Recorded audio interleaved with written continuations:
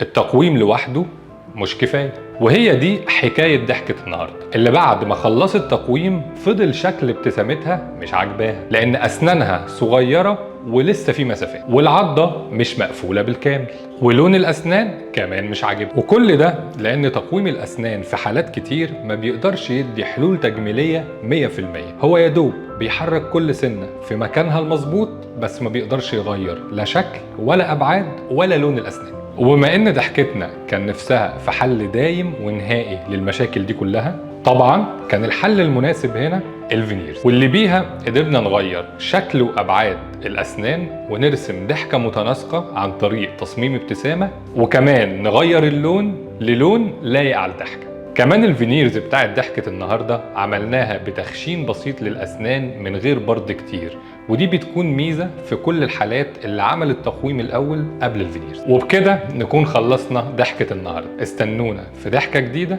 وحكاية جديدة، وخليكوا عارفين